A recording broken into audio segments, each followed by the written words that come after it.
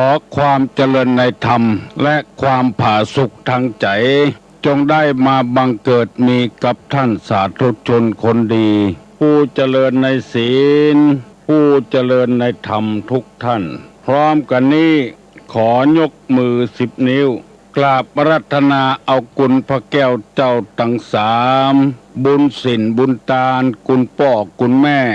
คุณครูบาอาจารย์ผู้ประสิทธิ์ประสาทวิชาความรู้ตลอดถึงคุณงามความดีที่ได้กระทำปั้มเป่งมาในอดีตและกำลังจะทำในเวลานี้เสื้อวัดเสื้อวาเสื้อบ้านเสื้อเมืองสิ่งศักดิ์สิทธิ์ทั้งหลายอันมีพระธาตุเจ้าโดสุเทพจังหวัดเชียงใหม่พระธาตุเจ้าหริพุนชัยจังหวัดลำพูนพระธาตุเจ้าลำปางหลวงจังหวัดลำปางพระธาตุเจ้าดอยกองมูจังหวัดแม่ฮ่องสอนครูบาเจ้าศรีวิจัยนักบุญแห่งล้านนาไทยเป็นต้นขอมาปกปักรักษาต้านผู้ฟังทั้งหลายทุกท่านให้มีความสุขกายสุขใจเหมือนกันทุกคนทุกท่านตลอดกาลนานก่อนที่จะดำเนินรายการต่อไปนี้ขอเชิญชวนมวลท่านพุทธบริษัททั้งหลายได้ไหว้พระเพื่อให้เกิดความเป็นสิริมงคลกับตัวกับครอบครัวกับธุรกิจหน้าที่การงานต่อไปประนมมือขึ้นว่าพร้อมกันเนออะระหังสัมมาสัมพุทโธภควาพุทธังภวันตังอภิวาเทมิกราบสวากขาโตภควตาธัมโมธัมมังนัมมัสสามิกราบสุปฏิปันโนภควโตสาวกสังโฆสังฆังนะมามิกราบหันทะมยังพุทธัสสะภควโตบุพภาคณะมะกะลังกะโลมะเสนะโมตัสสะภะคะวะโตอะระหะโตสัมมาสัมพุทธัสสะนะโมตัสสะภะคะวะโตอะระหะโตสัมมาสัมพุทธัสสะนะโมตัสสะภะคะวะโตอะระหะโตสัมมาสัมพุทธัสสะพุทธังสรณังกัจฉามิธัมมังสรณังกัจฉามิสังฆังสรณังกัจฉามิตุติยัมปิพุทธังสรณังกัจฉามิตุติยัมปิธัมมังสรณังกัจฉามิตุติยัมปิสังฆังสรณังกัจฉามิต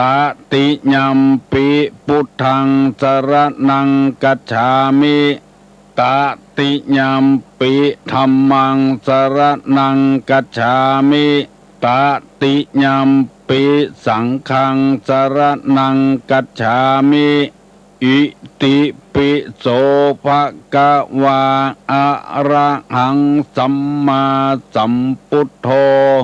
วิชชาจรณะสัมปันโนสุขโตโรกาวิโทอนุตตโรปุริสะธรรมสารถิสัทธาเทวะมนุษสานังพุทโธภควาติสวากขาโตภควตาธัมโมสันติทิโกอากาลิโกเอหิปัสสิโกโอปนะยิโกปัจจัตตังเวทิตโพวินยูหิติสุปฏิปันโนภควโตสาวกสังโฆอุจุปฏิปันโนภควโตสาวกสังโฆ ญาญะปฏิปันโนภะคะวะโตสาวกสังโฆสามิจิปฏิปันโนภะคะวะโตสาวกสังโฆญาติตังจัตตาลิปุริสายุคานิอัฏฐปุริสาปุคลาเอสะภะคะวะโตสาวกสังโฆอาหุไนโยปาหุไนโยทักขิไนโยอัญจลิกาลนิโยอนุตตะลังปุญญเขตังโลกัสสาติกราบหนึ่งกราบสองกราบสามกาเลนะธรรมัสสวนังเอตัมมังคารมุตตะมังมาแล้วเน้อเสียงก้องเสียงกองเสียงมองต่ำเข้าเสียงตุเจ้าเทศนาธรรมมาถึงบ้านมาถึงบนเฮือนมาถึงในเฮือนมาถึงในมุ้งในสุดมาถึงที่นอนมาถึงหม้อข้าวเตาไฟมาถึงห้องน้ำมาถึงในรถมาถึงในกาดในลีมาถึงกูตี้กูตางตี้พ่อแม่พี่น้องท่านผู้เจริญในศีลในธรรมทั้งหลายเปิดวิทยุรับฟังมาแถมแล้วกู้เจ้าเวลา6 โมงถึง7 โมงพอ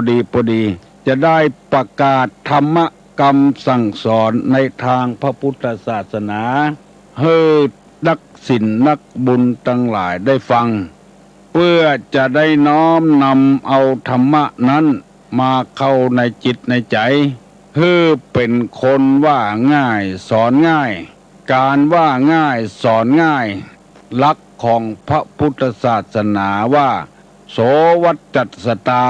ความเป็นคนว่าง่ายสอนง่ายเป็นมงคลชีวิตไปที่ไหนบ่มีอันตรายอยู่ที่ไหนบ่มีอันตรายเป็นผัวเมียก็ฮักเป็นเมียผัวก็ฮักเป็นตุเจ้าอยู่วัดศรัทธาก็ชอบเป็นศรัทธาตุเจ้าก็ฮักเป็นแก่บ้านกำนันเจ้าบ้านเจ้าจองก็ชอบเป็นเจ้าบ้านเจ้าจองแก่บ้านกำนันก็ชอบเพราะว่าเป็นผู้ว่าง่ายสอนง่ายบ่ดื้อบ่ดึงบ่มีทิฏฐิ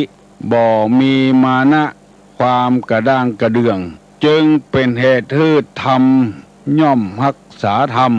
ธรรมโมหะเวรคติธรรมจาริงธรรมนั่นแลย่อมรักษาผู้ประพฤติธรรมผู้ใดบาปประพฤติธรรมจะไปเรียกร้องหาความเป็นธรรมที่ไหนบ่ได้ถึงเวลามาแล้วต้องรับโทษรับกรรมตามกรรมตามโทษที่ตัวได้ปฏิบัติมามีโทษนักก็ปรับนักมีโทษน้อยก็ปรับน้อยเหมือนกันกับคนคิดคดทรยศต่อประเทศชาติบ้านเมืองเพราะบ่ได้ปฏิบัติตามหลักธรรมตัวเป็นหางงูไข่เป็นหัวงูเลยความบ้าบิ่นเกิดขึ้นความเป็นธรรมบ่เกิดขึ้นในใจพอถูกจับถูกยับแล้วก็มาบ่นขอความเป็นธรรมอยู่ดีๆยังจะดีกว่าที่เฮาไปเนี่ยไปทำเชื้อนั้นเสียชื่อเสียเสียงเสียประวัติเสียสารพัดอย่างไม่ซีกเดียวจะเอาไปงัดไม้ทุงเป็นต้นทั้งที่หูอยู่มันเป็นไปบ่ได้ก็พยายามทำให้มันเป็นไปจนได้ในที่สุดมาก็ต้องรับเคราะห์รับกรรมเพราะว่าบาปประพฤติอยู่ในธรรมตุลงจะได้นำเอาธรรมะมาเสนอให้พี่น้องคองเหงญาติโยมตั้งหลายได้ฟังเป็นข้อเพื่อเฮาจะได้อยู่ในศีล เฮาจะได้กินในธรรมบ่ตกอกบ่ตกใจอันใดบ่ว่าจะเป็นอันใดก็ตามดังที่เคยเสนอให้ท่านทั้งหลายว่าธรรมคำสอนของพระพุทธเจ้านี้บ่เป็นพิษบ่เป็นภัยอย่างกะไผต้นไม้ต้นตอกบางอย่างยังมีพิษมีหนามมีความคันถูกไปแล้วผิวหนังผุพองอาหารบางชนิดกินเข้าไปแล้วทำให้คนเฮานั้นตายความรู้วิชาการต่างๆที่ปากันห้ำกันเฮียนมา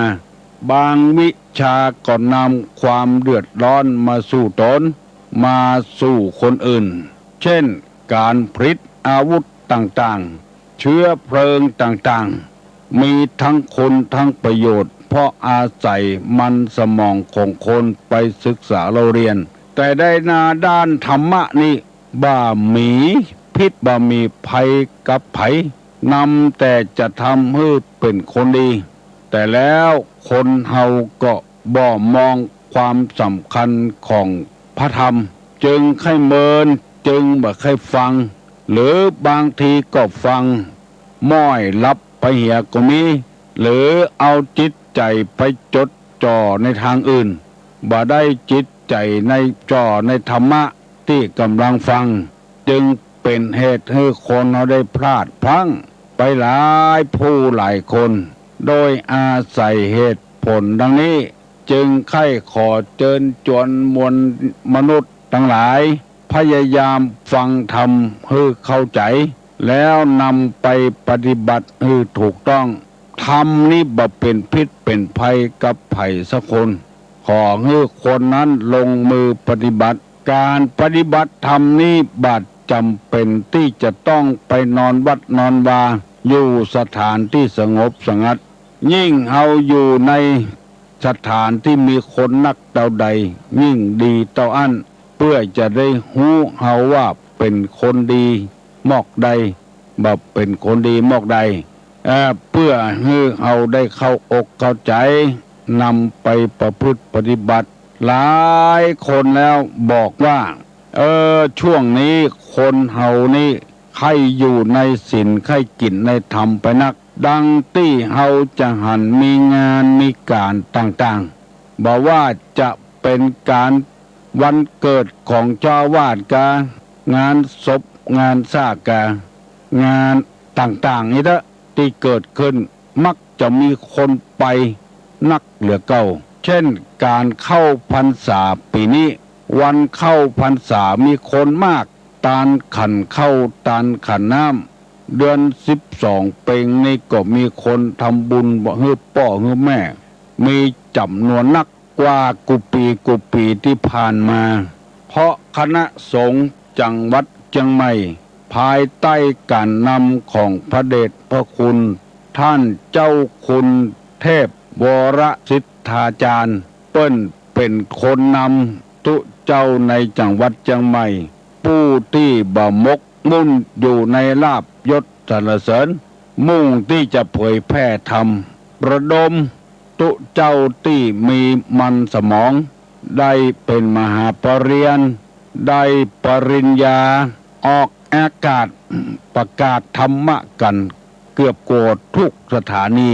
อย่างที่เราได้ยินมาเมื่อได้ข้อมูลที่ถูกต้องแล้วคนเฮาก็เลยหันด้วยยินดีด้วยเพราะว่ามีหลายคนเคยโทรศัพท์มาบอกฮือตุรุงว่าครอบครัวของผมอยู่อย่างสันติอยู่อย่างความสงบมีความสุขแต่ก่อนเฮาบ่นึกบ่คิดว่าการผิดผัวผิดเมียการทะเลาะเบาะแว้งกินเหล้าเมายานึกว่าเป็นการดีข่มผัวได้เท่าใดข่มเมียได้เท่าใดเป็นการดีเป็นการได้เปรียบได้ฤทธิ์พอมาฟังพระสงฆ์พระเจ้าออกสถานีวิทยุต่างๆใจก็เลยอ่อนเลยเบาบางไปโดยอันเนี้ยตีตุลุงว่ามันบ่มีพิษบ่มีภัยอย่างกระไผมีแต่ความเจริญรุ่งเรืองขึ้นหัวหน้าก็หันใจค คนงานก็หันใจหัวหน้าเจ้านายก็หันใจลูกน้องก็หันใจเจ้านายก็ไปกันได้อย่างสะดวกสบายเพราะฉะนั้นจึงไข้ขอเชิญท่านทั้งหลายพยายามฟังมีคนโทรศัพท์มาหาประเดี๋ยวนี้ครอบครัวมีความสุขบางคนจะโยกย้ายไปต่างจังหวัดก็ตึงหารายการของลุงก็เลยขอเบอร์โทรศัพท์ไว้เพื่อจะได้โทรศัพท์มาปรึกษาหารือกับลุงหมู่นี้เป็นต้นก็นับว่าเป็นการดีแล้วดังที่กล่าวมาแล้วว่ามันบ่มีพิษบ่มีภัยกับไผมีแต่ความเจริญรุ่งเรืองขึ้นลองว่าหัวหน้าคนผิดพลาดอย่างสักอย่างก็โดนโจมตีโดนไล่ลูกน้องทำงานผิดพลาดขี้ค้านกาเถียงเจ้าเถียงนายกาว่ายากสอนยากก็บ่เหมือนก็โดนไล่ออกผัวเมียอยู่กับกันบ่มีความสุขก็เพราะขาดศีลขาดธรรมนั่นเองการฟังธรรมเจืออีมันฟังได้หลายแบบจะนอนฟังก็ได้นั่งฟังก็ได้กำลังเนี่ยการอยู่ก็เนี่ยการตยฟังธรรมไปตยก็ได้มันบ่มีพิษบ่มีภัยอย่างกับไผญาติโยมทั้งหลายบางคนบ่นว่าเป็นทุกข์เกิดมาชาตินี้อาภัพบ่มีความสุขบานหวานใจกระเปิ้นนั่นก็คือเฮาไปมองแต่ความดีความสุขความสบายของเปิ้นมองบ้านเปิ้งใหญ่พอบ้านเปิ้นมีความสุขเพราะเปิ้นปฏิบัติธรรมแล้วเฮาบ่ได้ลงมือทำกับเปิ้นเฮาก็จึงเป็นทุกข์ในทางพระพุทธศาสนาเปิ้นแบ่งทุกข์ไว้ถึง10อย่าง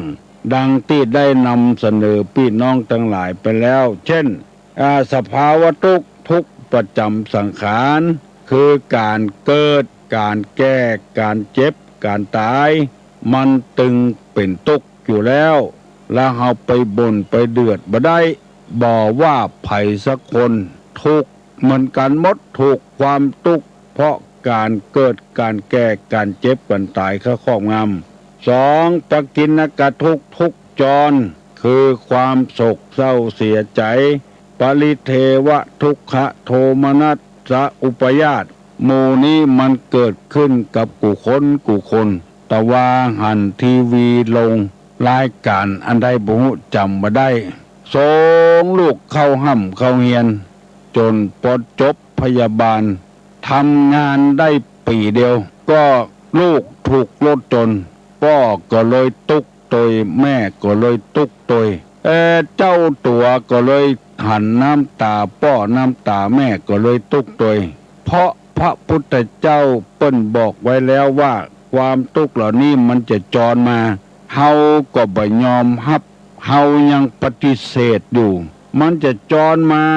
เพราะว่ามันเป็นทุกข์จรมาคือความโศกความเศร้าความปริเทวะความโทมนัสบ่ม่วนอกบ่ม่วนใจเพราะพ่อแม่2คนไปมุ่งหน้าที่จะหวังเปิ้งลูกอย่างเดียวบ่หวังเปิ้งตัวเก่าบอกว่าทำไมจึงต้องเกิดกับฉันหมายความว่าจะฮื้อไปเกิดกับคนอื่นบ่ฮื้อถูกกับมันเป็นไปบ่ได้เปิ้นตึงบอกไว้แล้วทุกข์จะจรมาบ่ยอมรับอันนั้นเลยเกิดความทุกข์ขึ้นแถมเลี้ยงลูกเพื่อหวังกินบ้ากินแห้งลูกอย่างเดียวบ่ได้หวังอย่างอื่นจึงเกิดความทุกข์ขึ้นข้อที่3ว่านิพัทธทุกข์ทุกเมืองนิทุกข์เป็นเจ้าเรือนได้แก่หนาวก็ทุกข์ร้อนก็ทุกข์หิวก็ทุกข์กระหายก็ทุกข์ปวดขี้ปวดเยี่ยวก็เป็นทุกข์ทั้งนั้นบ่ว่าจะเป็นไผสิ่งเหล่านี้มันบัดใจแกล้งเฮาบางคนบ่เข้าใจว่าแกล้งปวดฟันเจ็บฟันปวดหูปวดตาหมู่นี้มันบัดใจแกล้งมันเป็นเนืองนิดของมันเป็นธรรมชาติของมันแล้วเฮาบ่ปลงวางว่าเฮาอย่างลำบากตาก็บ่หันหูก็บ่ได้ยิน เฮาบ่ได้ปลงวางมันในพุทธศาสนาว่าเฮาคือจิตใจของเฮาเนี่ยมาอยู่ในเฮือนตึงหลังมันย่อมจะมีอย่างใดอย่างหนึ่งหัวตั้งใจคาพ่อง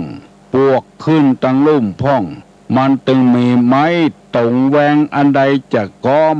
จะอ่อนก็มีมันจะต้องเป็นไปอย่างอันหมดเป็นธรรมดาแต่เฮาทำใจบ่ได้อันนี้เปิ้นฮ้องว่านิพพททุกข์ทุกข์เนืองนิดวันนี้จะได้อธิบายข้อที่สี่เพื่อพี่น้องทั้งหลายได้ฟังว่าพยาธิทุกข์คือทุกขเวทนามีประเภทต่างๆตามสมมุติฐานมีอวัยวะเป็นเจ้าการไม่ทำหน้าที่โดยปกติอันนี้คือพยาธิทุกข์เพราะเป็นพยาธิอันใดเกิดขึ้นมานั้นอันนั้นย่อมจะเป็นพยาธิของมันเอาตั้งแต่เล็บติ่นเล็บมือเป็นต้นเมื่อมันมีเล็บแล้วพยาธิของเล็บย่อมจะเกิดมีมือก็ดีติ่นก็ดีนิ้วใดบ่มีเล็บปลอดภัยในการเป็นเล็บครบเล็บยังแล้วก็เป็นเล็บแตกมันต้องมีละมือเฮา5 นิ้วมันต้องมีพยาธิกูนิ้วข้อมันกาเวลาเป็นเกลียวนี่เป็นตะคริวนี่มันก็จะต้องมีอย่างอันถ้าเกิดมาแถมนิ้วหนึ่งมันก็มีความทุกข์เหมือนกันเข้ามาหาองค์มือหลังมือสุดแล้วแต่พยาธินั้นจะเป็นเข้ามาถึงแขนเป็นแผลผุพองบวมกาหมู่นี้สุดแล้วแต่พยาธิอันนี้เปิ้นฮ้องว่าพยาเปียติปิทุกขาเป็นพยาธิเกิดขึ้นตาออกมาก็มีพยาธิในตาเป็นต้อกระจกพ่องต้อหินพ่องต้อเนื้อพ่องหูหูหนวกน้ำหนองย้อยเป็นพยาธิที่หูดังเป็นแผลหูดังเจ็บหมู่นี้เกิดออกมามีพยาธิทั้งนั้นผมขนออกในเนื้อในตัวถ้าเกิดออกมาก็มีพยาธิทั้งนั้นมันหลีกเลี่ยงบ่ได้เป็นหัวเข่าลุกก็โอยย่างก็โอยนั่งก็โอยก็เพราะว่ามันมีหัวเข่าถ้าบ่มีหัวเข่ามันลุยไปเหี่ยหมดมันก็บ่เป็นพยาธิที่หัวเข่าถ้ามันลุยไปเหี่ยหมดก็บ่ม่วนบ่มีที่พับบ่มีที่งอหมู่เนี้ยมันจะเป็นกู้คนบ่ต้องไปพ้นทนาว่ามันเป็นกรรมเป็นเวรเฮาลุกก็ยากนั่งก็ยากเฮาใจเปิ้นมาเมินมาแล้วตบไปตบมาสารพัดอย่างลาบลาฝืนต่อธรรมชาติไปตีมวยกาเตะฟุตบอลนี่กาปวดพอให้พอดีก็เอาน้ำยาเขาใส่เพื่อมันเข้มแข็งขึ้นมาเฮาใจมันนักลำไปเมินเข้ามันก็ล่อยหล่อลงไปเพราะฉะนั้นเกี่ยวกับแขนกับศอกคนเฮานี่มีพยาธิ108,9ประการเป็นขี้หาก2 กองเป็นหมองข้อเป็นตาต้อหัวเมาเป็นลมเศร้าฝีมาเป็นปากหลายรูเป็นหูบ่ได้ยิน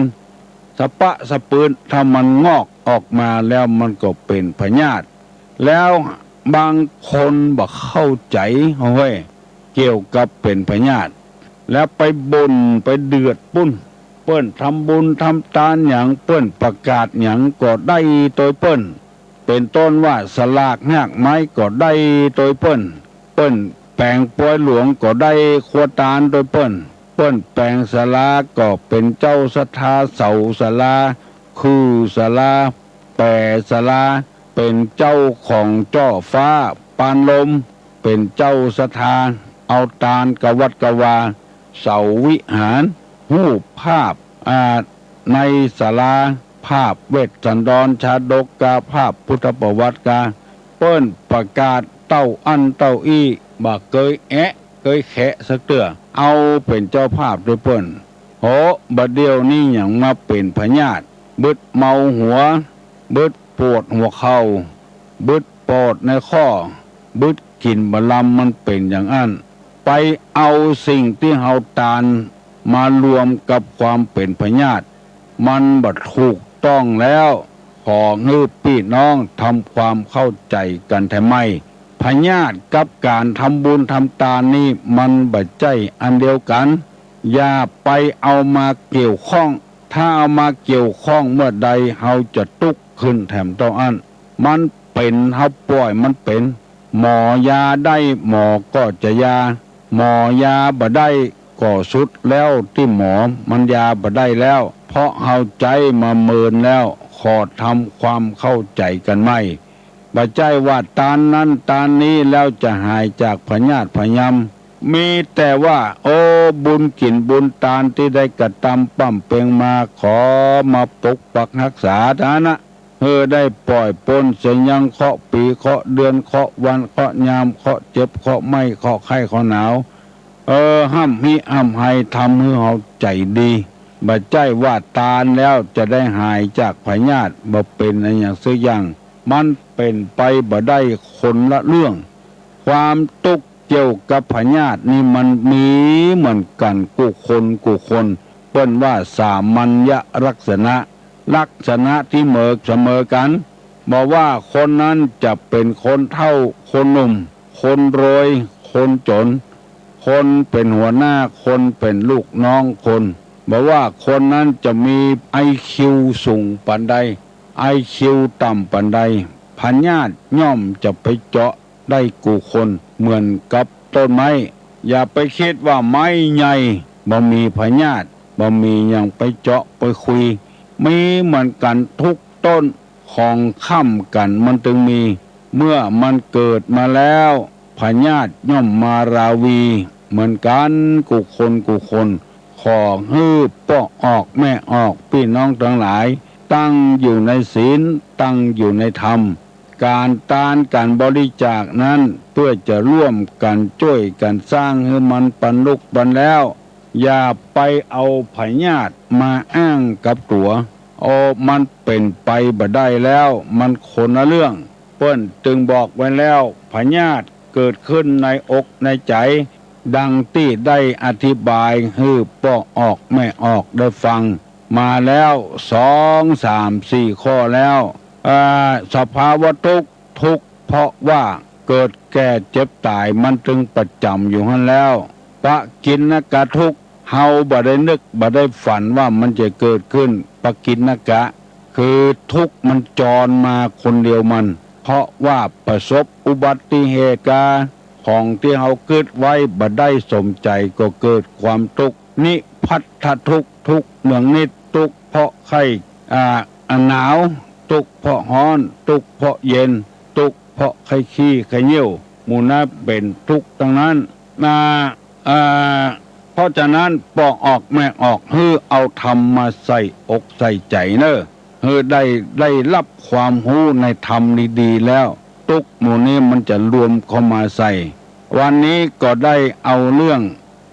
ทุกที่มาเล่าให้ปอกออกแม่ออกพี่น้องทั้งหลายได้ฟังปกิณกะทุกมันจรขึ้นมาอันข้อที่4นี้เรียกฮ้องกันว่าพยาธิทุกเพราะเป็นพญาติมันจึงเกิดขึ้นกูคนบอกว่าคนนั้นจะเป็นคนมั่งมีสีสุขล่ำรวยปันใดมันย่อมจะมีทุกข์ปันอันขอฟังพี่น้องข้องหิ่งทั้งหลายได้ฟังพิจารณาไปถามสภาวะธรรมมันบัดใจมากันมาแกล้งอย่างเฮาการทำความดีก็ปอความดีการทำบุญก็ปอบุญการทำกุศลก็ปอกุศลเอาไว้เป็นส่วนอย่าได้เอามาเปาะกันเอาได้มารวมกันมันบ่ฟังเมื่อมันเกิดขึ้นมาไตมันเกิดขึ้นมาก็เป็นโรคไตตับก็มีเชื้อโรคมันจึงมีการแอนตี้กันเป็นบางอย่างบางคนก็เอาคนใจเอามาใจในบ้านผัวเอามาถูกใจผัวบ่ถูกใจเมียก็มีบางทีถูกถึงผัวถึงเมียบ่ถูก ใจกับลูกกับเต้าก็มี มันต่อต้านกันไปในตัวมันแอนตี้กันไปในตัวอย่างเอาว่ามีเงินมีคำแล้วสบายบางทีมันก็แอนตี้เฮาเหมือนกันมาเลือกลูกแต่ลงหนังสือพิมพ์ลักทองคำของพ่อของแม่เอาไปขายแล้วเอาไปซื้อรถฮื้อแจกให้เพื่อนฝูงคนกันทองจะเป็น30-40 บาทเอาไปขายเหี่ยประตกประเสี่ยงแล้วเอามาซื้อรถเครื่องแจกเพื่อนแจกฝูงลักของพ่อของแม่อันเนี้ยมันบัดใจมันดีเหี่ยกูยังมีเงินมีคำสะสมไว้ดีแล้วเพื่อเดือดร้อนมันจะได้ขึ้นได้ขายเสียลูกมันลักไปหายแซบมันแอนตี้กันเป็นอย่างนี้มันต่อต้านกันเป็นอย่างนี้ความทุกข์มันจึงเกิดขึ้นปันปอนอายุวัฒโกถามตู้เจ้าพนายกินข้าวแถมอันเนี้ยยังบัดใจบุญเตื้อจะไปคิดว่าเข้าใจถูกต้องเตื้อเข้าใจที่ผิดพลาดมากตาลก็จังเปิ้นเปิ้นจะทำบุญของเปิ้นคือเติงหาบุญคุณของพ่อของแม่ยินดีกับเปิ้นเฮาบ่ได้ทำเฮาก็บ่ทำอะแต่ว่ายินดีกับเปิ้นอันนี้ก็เป็นกองบุญบัดเจื้อลองไปถามครูบาอาจารย์ทุกเจ้าพนายทั่วประเทศไทยเด้อเรียกว่าปัตตานุโมทนาไมยังหนุ่มยังน้อยอยู่ไปฟังเทศน์ฟังธรรมไปนั่งจำศีลภาวนาก็สมควรบาปหมู่นี้ก็ไปถามทุกเจ้าพนายบ่ได้บุญโดยเปิ้นแนะนำในทางที่บ่ถูกเปิ้นไปได้คือเปิ้นไปอันนี้เรียกว่าปัตตานุโมทนาไมบุญสำเร็จได้การอนุโมทนาส่วนบุญเปิ้นทำได้เฮาทำบ่ได้เฮายินดีโดยเปิ้น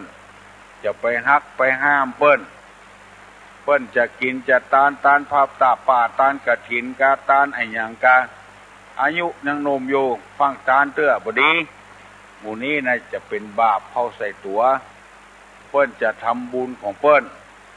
ฮื้อสบายอกสบายใจจะไปเกิดไปเกิ้งเปิ้นหมู่เนี้ยฮื้ออนุโมทนาด้วยเปิ้นบุญเปิ้นนักเปิ้นได้ตานโกยเนี่ยติพลโบราณเพิ่นว่าขอตานโตยสักโกยขี้เปียเนี่ยอนุโมทนาร้อนๆดีร้อนๆดีทั้งนั้นเพิ่นจะกินสลากหากไม้กาตานอะไรอย่างกาเฮาอนุโมทนาโดยเพิ่นก็ได้บุญการฟังธรรมก็ได้บุญเรียกว่าธรรมสวนาไมบุญสำเร็จด้วยการฟังธรรมเป็นบุญทั้งนั้นอนุโมทนาโดยเพิ่นก็ได้บุญแล้วก็ฟังธรรมก็ได้บุญบางรายนี่เปิ้นเปิดวิทยุฟังเทศน์เมื่อเจ้าก็ไปว่าเฮาเปิ้นเนี่ยสลิดดกกาสลิดอย่างหัวเนี่ยมันจะได้บาปตัวเองทำบ่ทำยังบ่พอไปเอาบาปใส่เฮาเปิ้นแถมเป็นอันคืดอันจาประตกประเสี่ยงละอ่อนแบกตุงสามหางเข้าประจาก็ว่าเป็นบาปมันบัดใจตัวอย่างอันน่ะบาปมันทำประโยชน์ให้มันบัดทำประโยชน์ให้สังคมน่ะเดือดร้อนถึงตัวเองเดือดร้อนกับคนอื่นอันเนี้ยคือตัวบาปถ้าอันใดบัดเดือดร้อนตัวเองบัดเดือดร้อนคนอื่นอันนั้นบัดใจบาปเปิ้นจะทำมาอย่างของเปิ้นปล่อยให้เปิ้นทำไปในทางบุญบางทีนั่นเฮาบ่ฮู้ได้เงินเปิ้นว่ามาก่อนเฮาก็ว่าโดยเปิ้นมีหลายเรื่องหลายราวให้ปรับความเข้าใจกับพี่น้องคองหิ่งทั้งหลายที่บ่เคยฟังเข้าใจผิดมาแต่เมินคือเข้าใจถูกอันใดเป็นประโยชน์กับวัดกับวากับศาสนากับประเทศชาติบ้านเมืองอันนั้นน่ะคือตัวบุญตัวบาปนั้นไปแถมอย่างที่ตุลงนำมาเสนอได้2 วันแล้วตัวบาปตัวคืดเนี่ยเดือดร้อนนำมาเสนอให้พี่น้องทั้งหลายถึงหมดกันก็4-5 ข้อแล้วอธิบายไป1 ข้อแล้วเช่นตึดกระแส แผ่ตวนร้อนพนมถมสมุทรพุทธรณีปีสมณะอันเนี้ย6 ข้อเนี่ยอันนี้คือบาปควรจะดีห้ามกันอันเปิ้นจะไปทำบุญตานขันเข้าเงือผัวเก่าเปิ้นกาอย่างกาตานนอกวัดในวัดในอย่างบาท่านแนะนำกันอันนั้นมันจะเป็นส่วนบดีเปิ้นทำของเปิ้นให้เปิ้นสบายใจเปิ้นอันตืดกระแสนี่มันบาปแต่ดังตีดนำมาเสนอเมื่อตะว่ากระแสตืดนี่หมายความว่าปิดอุดไว้กระแสนี่หมายว่าทางเดินปิดทางเดินเขาหรืออุดปิดทางน้ำเขาน้ำที่มันไหลตามธรรมชาติเนี่ยไปตืดเอาเข้าไปเป็นของตัวให้หมดไปปิดเป็นของตัวให้หมดบ่ฮือมันไหลล่องไปเป็นของเปิ้นมันบัดใจของไผศาลานาลีวิถีคีรีคงคาศาลาคงคานาลีศาลาคงคาคีรีวิถีโมนี้มันบัดใจของไผจะไปตืดเอาเป็นของตัวได้อย่างเปิ้นเป็นศาลาหิมตางเนี่ยย้ายครอบย้ายครัวปากันไปอยู่เต็มมันเนี่ยหมดไผจะไปพักก็พักมาได้อันเนี้ยคืดไปตืดหนทางเปิ้นคงคาคือโต๊ดตืดแม่น้ำเนี่ยไปปิดแม่น้ำตึงแม่เอาเป็นของตัวเนี่ยหมดเดือดร้อนอย่างที่เฮาได้ยินข่าวมาว่าไปกั้งเอาแม่น้ำเข้าไปสู่ให้สู่นาสู่บ้านสู่จองเฉพาะในตำบลอำเภอตะอันแต่ว่าน้ำท่วมบ้านท่วมเมืองเดือดร้อนยิ่งกว่าบ้านตัวเก่าก่อนอันนี้จังพิษกันเป็นครั้งเป็นคราวท่านเปิ้นจะทำวิธีทำไมก็บ่พอใจและเดือดร้อนกันประท้วงกันเพราะไปตืดน้ำแล้วก็คีรีนั่นก็คือดอย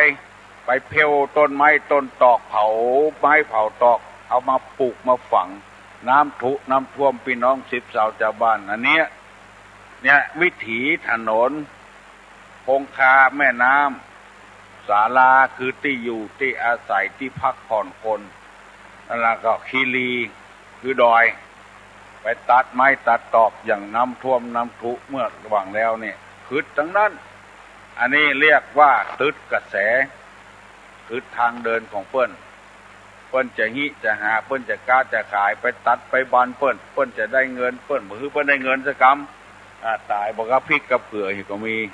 นักต่อนักแล้วก็ว่าก็ได้ยินข่าวแรงงานต่างชาติเข้ามาขายแรงงานบ้านเฮาบ่ฮู้ว่าไผเป็นไผบ่ว่า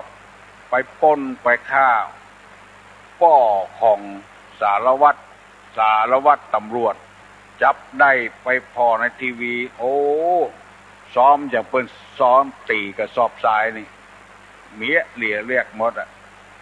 อันเนี้ยไปคัดจังหวะไปทำลายหนทางเดินของคนอยู่บ่ได้เงินก็บ่ได้ยังบ่พอถูกซ้อมถูกตีด้วยแถมเพราะบ่ได้รับธรรมะธรรมโมวันนี้จะได้นำเอากรรมที่ว่าแผ่ตวาน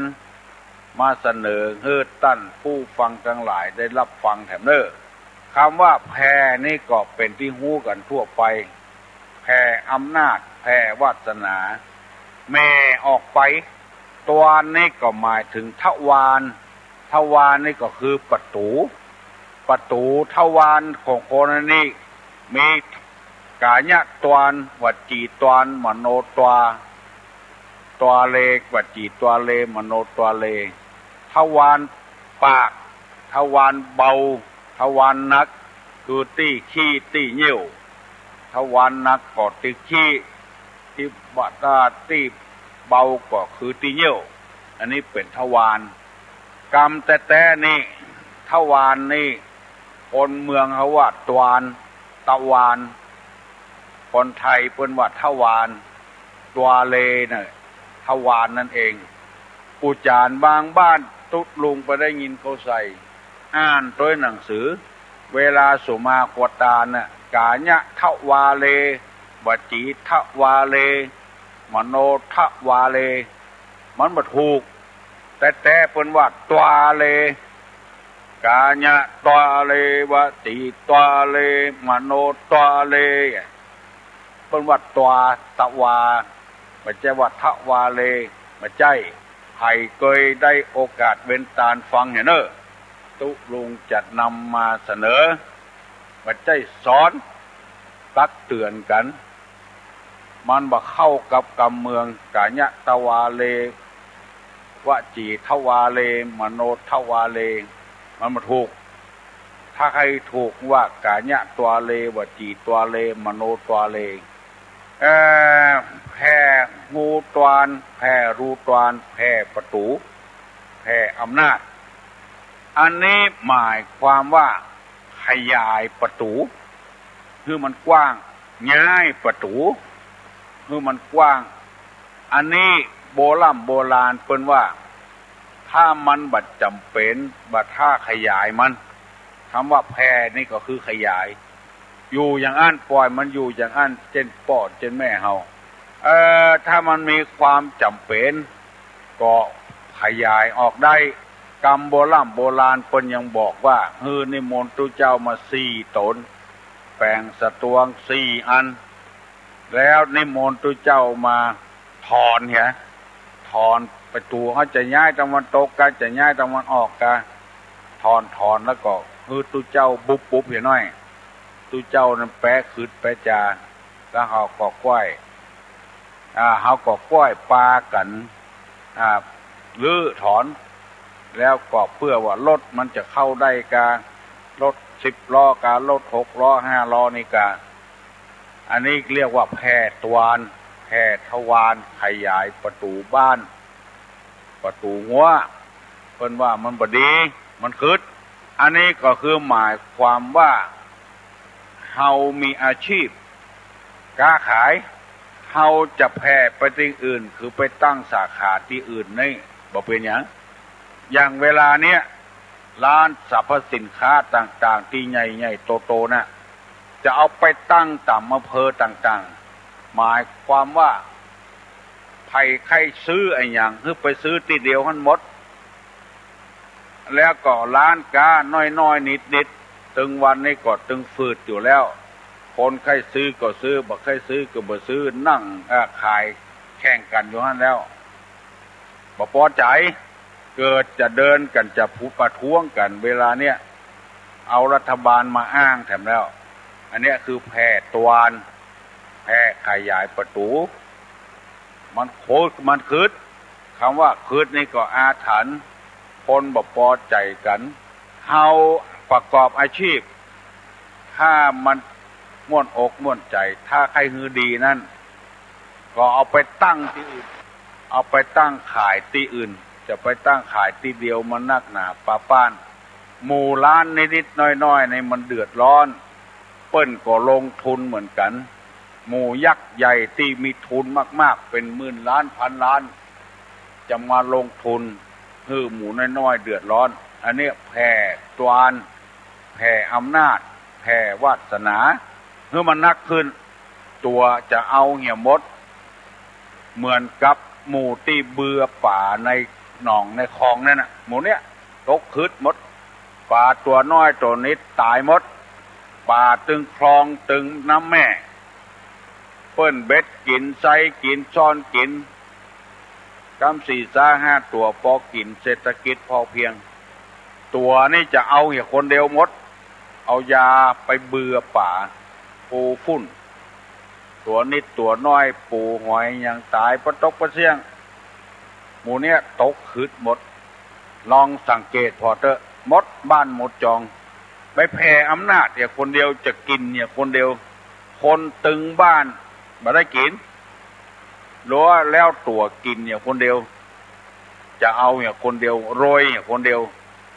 โรยแบบเนี้ยมันโรยบ่เหมือนกับคนที่ก้ายาเสพติดก้าของเถื่อนก้าอาวุธเถื่อนลงทุนน้อยแล้วจะเอากำไรนักแผ่อำนาจแผ่วาสนาแผ่ประตูออกคิดว่าคนอื่นบ่ฮู้บ่มีไผฮู้จะโรยเนี่ยกำเดียวบ่เมินบ่นานฮู้ตัวแล้วเพิ่นจ้องไปเหี่ยแล้ว ที่อำเภอแม่ริมนี่ก็มีหลายราย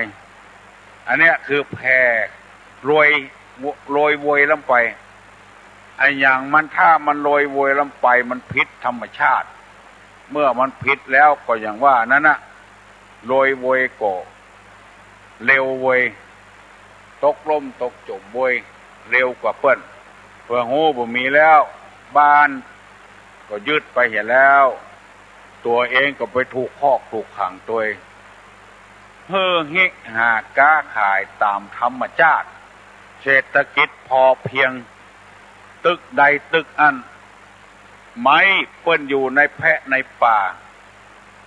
เฮาก็บ่ได้ปลูกเปิ้นน้ำก็บ่ได้ไปหดปุ๋ยก็บ่ได้ไปใส่มันออกมาเช่นใดเช่นเบาแล้วปลากันไปล้มไปโก้นไปฟันเปิ้นเอามาทำประโยชน์ส่วนตัวเลยเปิ้นจับเปิ้นยับเพราะว่าเปิ้นแกล้งหมู่เนี้ยหมู่นอกศีลนอกธรรมยินดีกับพี่น้องทั้งหลายกุคนนะที่ฟังตุลุงการฟังตุลุงนี่บ่ได้นำมาด่ามาแจ้งมาว่าอย่างนี้กันคือแนะนำตามหน้าที่ของตุลุงผู้มีหน้าที่นี่ตุลุงก็ทำตามหน้าที่ของตุลุงในจะเมื่อฟังดีๆนะบ่ได้ว่าอย่างฮื้อไผ่สักคนแต่คนอันนี้มันอยู่ที่จริยธรรมอยู่ที่ศีลธรรมพุ่นคนจะเป็นคนก็เพราะมีศีลมีธรรมผู้ที่เป็นครูบาอาจารย์ก็ดีเป็นพระสงฆ์พระเจ้าก็ดีที่มีหน้าที่นั้นจะต้องมีจริยธรรมของเพิ่นหนึ่งทำตัวเงือเป็นที่ฮักของคนลูกศิษย์ลูกหาปากันฮักกันชอบไปที่ไหนก็ยกมือไหว้อันเนี้ยหน้าที่ของตุลุงสองทำตนเงือเป็นที่คนเคารพยำเก่งบ่ปัดปื้ดชั่วบ่ประพฤติร้ายบ่ประพฤติขาดทำตัวงืออยู่ไปตามนายทำไปทำตัวแล้วก็ทำตนให้เป็นเชี่ยวชาญยิ่งขึ้นมีกรรมอย่างสอนเจ้าบ้านเจ้าจองก็เพิ่มให้เจ้าบ้านเจ้าจองได้มีความรู้อุตสาห์พร่ำสอนวิชาต่างๆเป็นข้อที่สี่เนี่ยตื่นมาก็เอากรรมรู้มาให้แก่กันมันเป็นหน้าที่จะต้องทำแล้วก็อดทนต่อถ้อยคำมีภาควิจารณ์อันนี้เราก็ต้องพยายามปฏิบัติตามนั้นอดทนต่อนั้นเพราะคนมันบ่รู้อาจจะวิพากษ์วิจารณ์ได้ที่คนรู้ก็อย่างพอออกไม่ออกที่ฟังเนี่ยยอมรับและแถมกรรมหนึ่งเป็นข้อที่6ว่าขยายกรรมลุ่มลึกคือแจ่มแจ้งอย่างเขาว่าแผ่หูตวานเนี่ยมันรูตวานนี่เป็นกรรมที่มันลึกตุลงก็มาแผ่ให้มันแจ่มแจ้งย้ายประตูกาย้ายกรรมคืดของคนตนเองกาเบื่อป่าในหนองในคลองกาหมู่เนี้ยเอาอำนาจมันเป็นกรรมลุ่มลึกก็ขยายให้มันแจ้งข้อ7ว่าบัดชักนำให้ลูกศิษย์ลูกหาไปในทางผิดคือหมายความว่าให้เดินไปทางแผ่นที่เดียวกันนั่นเป็นหน้าที่ที่จะต้องทำหมู่นี้เป็นต้นเพราะฉะนั้นตุลุงจึงนำมาเสนอให้พี่น้องทั้งหลายได้ฟังกูเจ้ากรรมว่าแผ่ตัวนี้ก็เข้าใจกันแล้วเนาะขยายประตูแผ่อำนาจของตัวเองอำนาจของตัวเองอย่างที่จริยธรรมอย่างต่างๆเปิ้นกำหนดกฎเกณฑ์ไว้บ้านไผ่บ้านมันผัวไผ่ผัวมันเมียไผ่เมียมันคือดูแลของไผ่ของมันเฮาจะไปก้าวไก่เอาเมียเปิ้นมาเป็นเมียตัวอันเนี้ยแผ่อำนาจละหันผัวเปิ้นเป็นพักเป็นป่าเป็นไม้เป็นอะไรอย่างพยมดตัวเองนี่จะครองเนี่ยคนเดียวผัวเปิ้นก็มีอยู่แล้วถึงจะมีบุญวาสนาน้อยก็ตามก็ชื่อว่าเป็นผัวอยู่แล้วเปิ้นมีเมียอยู่แล้วเปิ้นมีเมียอยู่แล้วเขาเป็นมาเนี่ยไม่ยิงจะเอาผัวเปิ้นมาเป็นเมียตัวแถม เป็นผัวเปิ้นมาเป็นผัวตัวแถมผัวตัวก็มียังบอกปอเอาผัวเปิ้นมาเป็นผัวตัวแถมจะไปคิดว่ามันม่วนมันเก่งนะจะไปคิดว่านะคือระวังแต่อันเนี้ยคืดใหญ่สักวันหนึ่งพอด้วงอยู่ในไม้มันนกบะแห่ยังซับมากินจนได้ซับพกเอาหูเขาฟังก็ด้วงดินพดกัดแล้วก็กำเดียวเราซ้ำละลบกำเดียวก็ซับมากินละจะไปคิดว่าตัวเก่งนะหัวเปิ้นก็มีแล้วเอาเมียตัวก็มีอยู่แล้วเอาเมียเปิ้นมาเป็นเมียตัวแถมเอาผัวเปิ้นมาเป็นผัวตัวแถมจะไปคิดว่ามันง่ายๆนะมันลำบากเนอะพี่น้องทั้งหลายขอให้ฟังเนี่ยก่อนเนอะอันเนี้ยคือแผ่ตวานแผ่อำนาจแผ่วาสนา